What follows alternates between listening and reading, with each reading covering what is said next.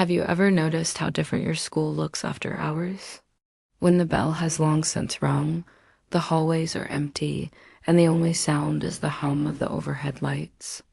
That's when I had my strangest experience.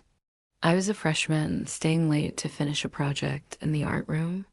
My teacher, Ms. Gable, was in her office, and I was supposed to let her know when I was done. Around 9 p.m., I finally packed up my supplies. The art room was on the second floor at the very end of a long, dark hallway. As I stepped out, I saw a figure at the other end, standing by the main staircase. I figured it was the janitor, so I called out, "Hey, I'm heading out now." No response. The figure didn't move. I started walking, my footsteps echoing loudly. It was a girl, I could see that now.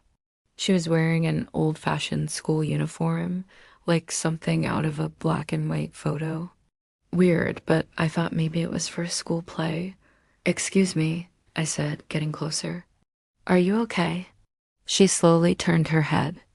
Her face was pale, almost translucent under the dim lights, and her eyes were wide and empty. She didn't say a word, just pointed a single, trembling finger towards the staircase. A cold shiver ran down my spine. This didn't feel right. I glanced at the stairs she was pointing to, and that's when I saw it. Wet footprints leading up the steps, but none leading down. They looked fresh, but there was no one there.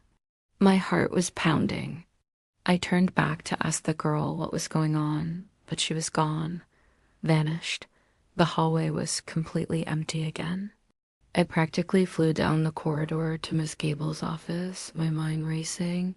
When I told her what I saw, she went pale. She told me a story about a student who had disappeared from the school 50 years ago. They said she was last seen near that very staircase on a rainy night and was never found. They say her spirit still wanders the halls, forever pointing the way she went, hoping someone will follow.